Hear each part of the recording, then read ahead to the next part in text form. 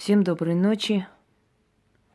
Вы знаете, друзья мои, я думаю, что мы давно не совершали поклонение Фортуне, хотя у нас с вами очень много ритуалов, посвященных Фортуне. Но в любом случае на нашем канале много новых людей. Я хочу им немного рассказать, напомнить, освежить знания о Фортуне. Заодно и рекомендовать им на других моих каналах, например, «Ритуалы для всех» от Инги Хусроевой, да, есть. Другие мои каналы, «Дары» от Инги Хусроевой, есть очень много ритуалов Фортуны. Вообще можете ритуалы Фортуны, «Ведьмина изба» набрать, и вам выйдут очень много таких работ. Потому что часто меня спрашивают, а где посмотреть, а какие работы, а что нам можно сделать.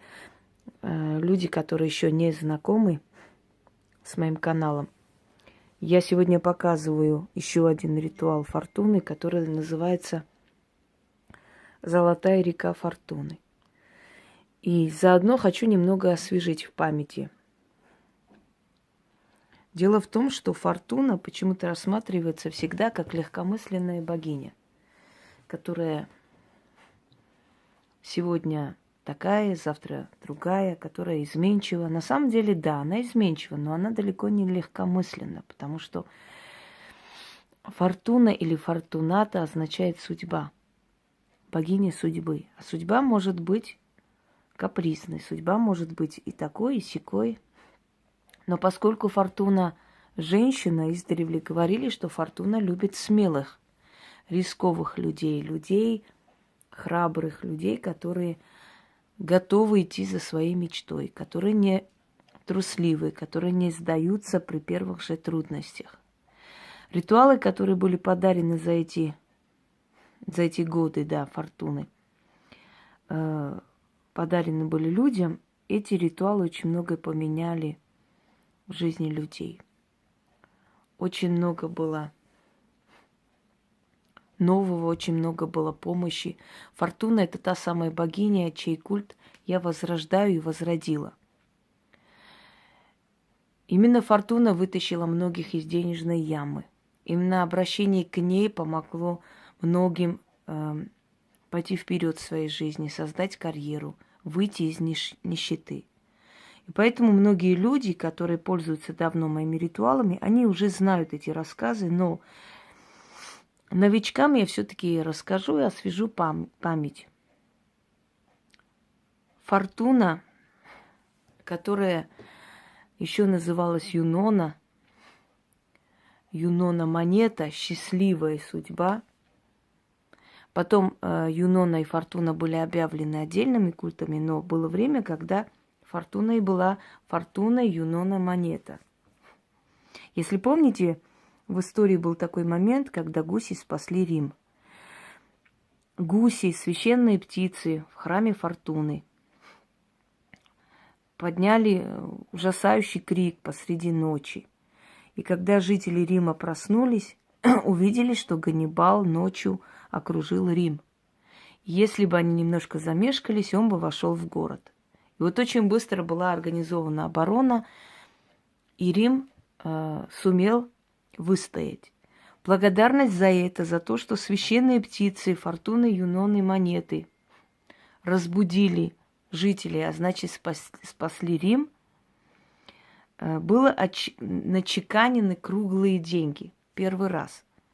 До этого деньги мерились особой мерой, называли их таланты. Там по-разному, разного типа деньги были в обиходе, но в основном это были серебряные такие куски серебра или золота.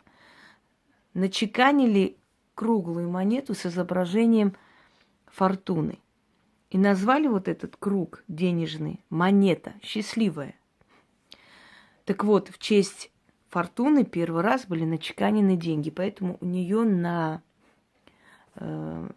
статуе, да, из рога изобилия высыпаются деньги. Поверьте мне, что это та богиня, которая из ниоткуда вообще из ниоткуда, с нуля, с какого-то пустого пространства может дать вам деньги, может вам помочь.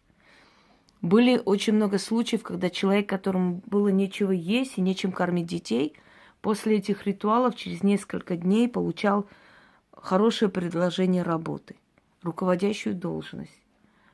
Были случаи, когда люди выигрывали путевку, улетали в другую страну отдыхать. Были случаи, когда люди попадали на распродажу. Кстати, с распродажами и прочим, мне очень много таких ритуалов. Просто у меня канал сливают, и приходится создавать каналы, как бы дочерние каналы, в которых это все есть.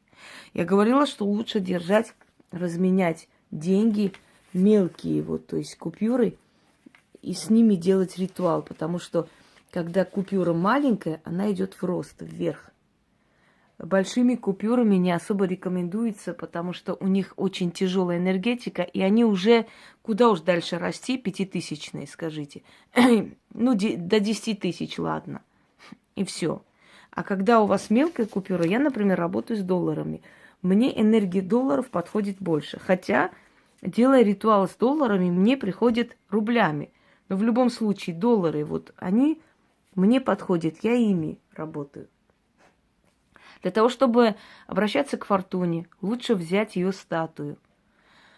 Есть различные сайты. Ну, например, вот основной сайт, из которого, да, все покупали в основном, это Дом подарков Москва. Или статуи Москва есть еще с доставкой. Или, может, другие есть в других странах, не знаю. Или просто купить статую фортуны, там, вам выйдет это. Лучше иметь дома фортуну. Это моя первая фортуна. Это самая любимая моя статуя.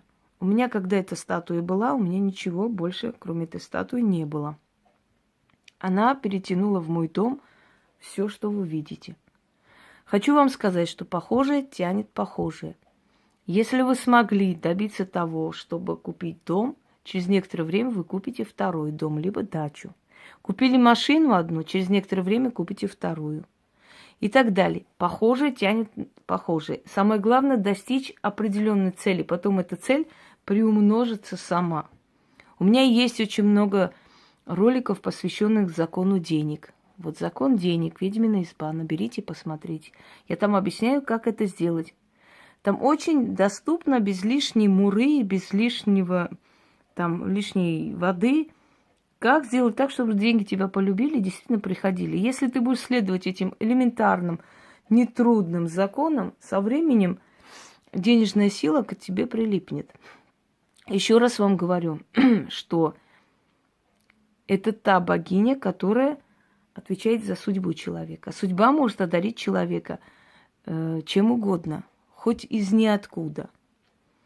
Это просто чудотворная богиня. Если бы вы с ней будете работать правильно, то она станет вашим покровителем. А у кого покровитель фортуна, у того человека никаких проблем не будет в жизни. Особенно с деньгами.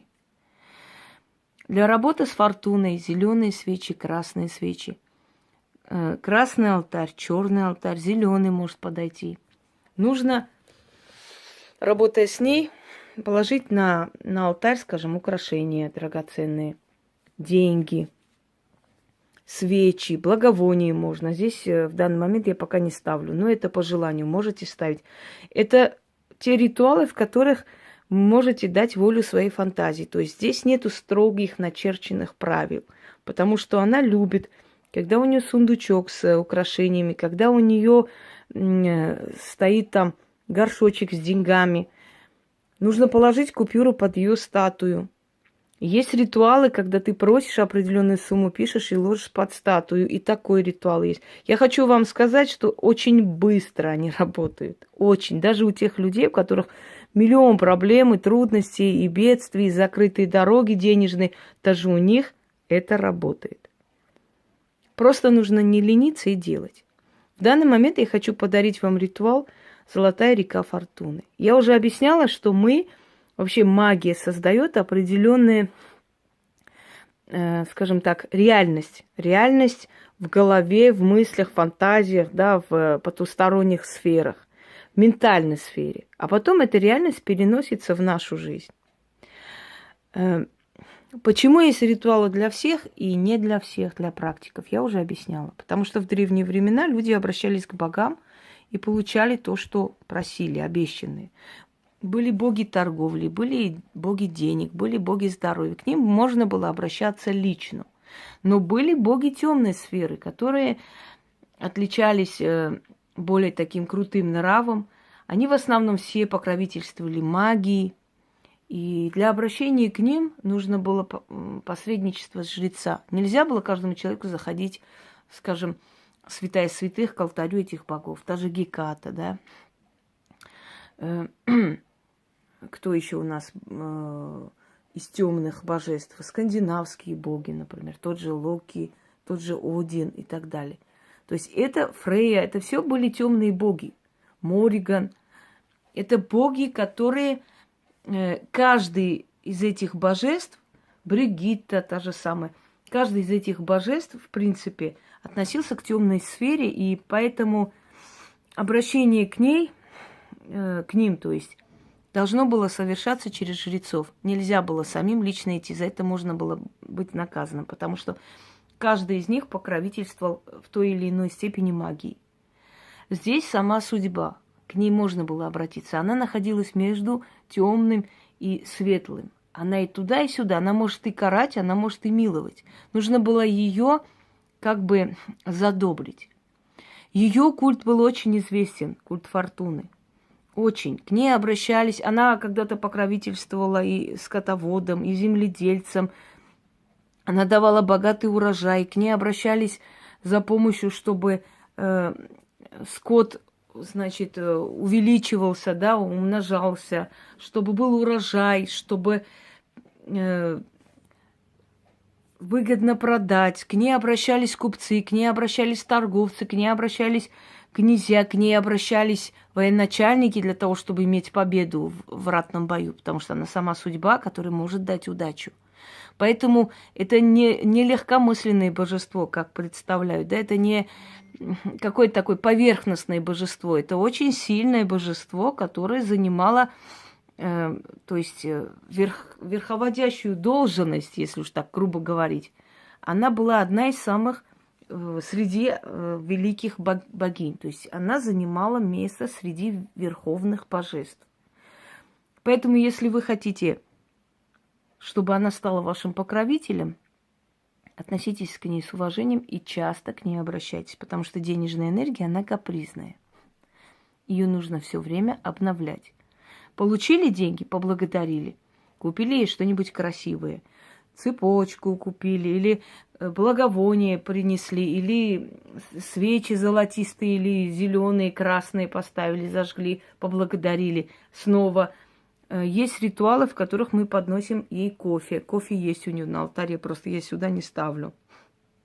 То есть я достаточно объяснила, а те, которые давно, они и так знают без меня. То есть без этого объяснения, извиняюсь. Итак, испокон веков известно, что вода обладает памятью, вода обладает силой, вода обладает разумом. То, что ты скажешь воде, она это запомнит и тебе вернет. Поэтому шептуни часто лечили водой, нашептывали на воду, давали пить. Было понятие мертвая вода, вода с кладбища, которую заговаривали, наливали, скажем, врагам возле порога, да, и эта вода, имея память мертвую уже, могла портить их дела. Был такой ритуал, и есть такой ритуал, когда обмывали покойных, сейчас это делают в морге, обмывали покойных, эту воду могли вылить, скажем, за порог врагов. И с этих дверей выносили все время гробы. То есть вода может быть заряжена как для доброго дела, так и для очень злого дела. В данный момент мы воду заряжаем для богатства. Если ты даешь установку в воде для богатства, ты как вселяешь в эту воду некую силу, дух богатства. И ты эту воду выпиваешь, этот дух богатства входит в тебя. Оно уже в тебе. Ты себя осеняешь, ты себя благословляешь на это богатство. Извиняюсь, там телефон забыла на кухне оставить. Вот звенит. Итак, вам будет нужно, если есть статуя Фортуны, если нет, просто бокал воды. Положите на стол украшения, положите на стол купюры, красную, зеленую свечу. Алтарь может быть зеленого, красного, черного цвета. Я с черным цветом работаю, поэтому я часто черную, употребляю черный цвет. Использую, извиняюсь, неправильно сказал. Вы можете использовать из этих цветов любой, который я сказала.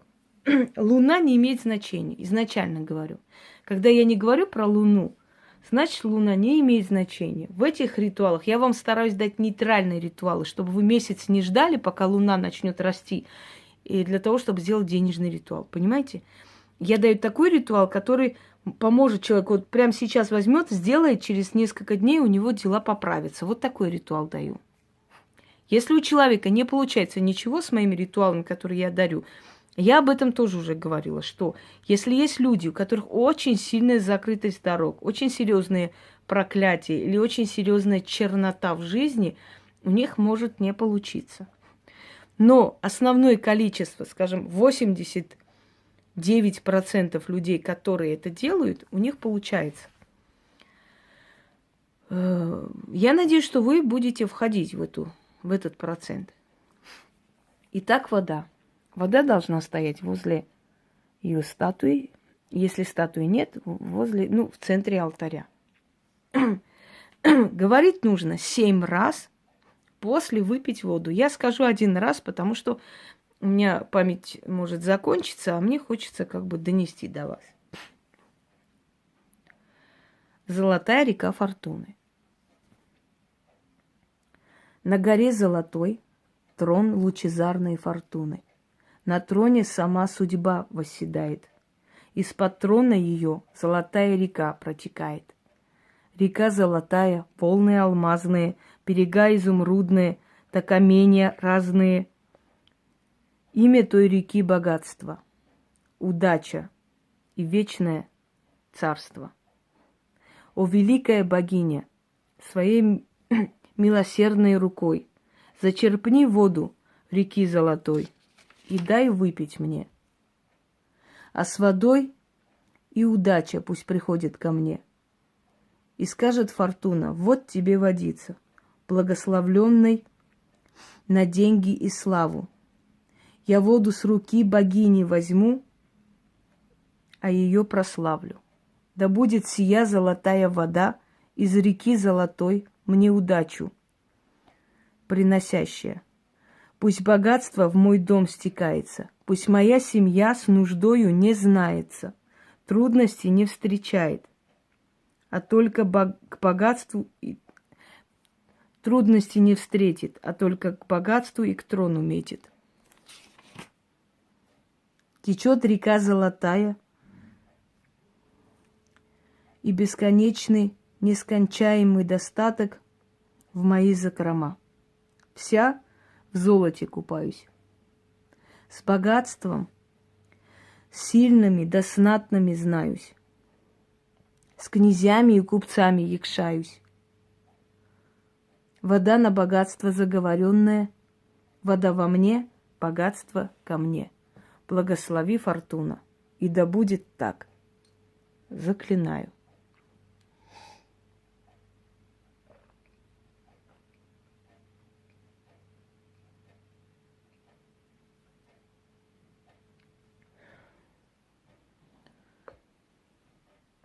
Первая же сумма, которая придет к вам, возьмите малую часть какую-нибудь, какой вам не жалко, купите ей благовоние, купите ей красивый сундучок, сделайте ей подарок.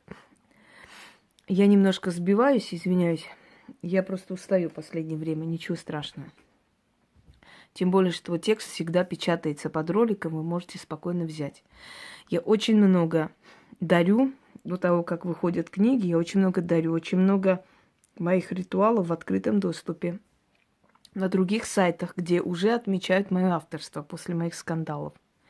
На моем сайте, ВКонтакте, в моей группе, под моими роликами, везде это есть. Я 70% своей работы дарю. Так вот, Что я хотела сказать, уже не помню. Да. Возьмите ей что-нибудь красивое. Не статуи вас слышат, не изображение вас слышат, а когда вы берете ее статую, вы как бы показываете свою, как вам сказать, уважение, свое почитание, свое почтение к ней.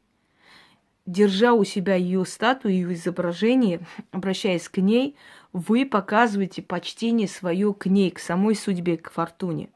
Естественно, она в ответ вам отвечает помощью, деньгами, удачными моментами. Попали ли вы в распродажу, вам ни с того ни с сего подарок пришел, повышение по службе и так далее. Чем чаще, чем сильнее у вас энергия свяжется с ней, тем более удачливы вы будете по жизни.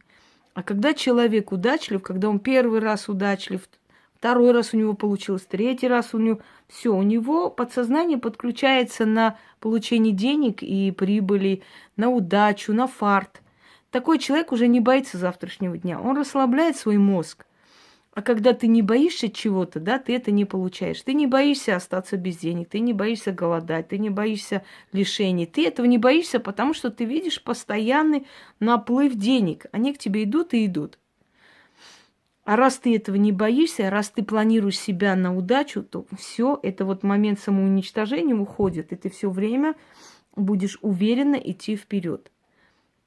Я хочу, чтобы вокруг меня было много удачливых, фартовых людей, людей, которые могут себе позволить купить то, что хотят и так далее.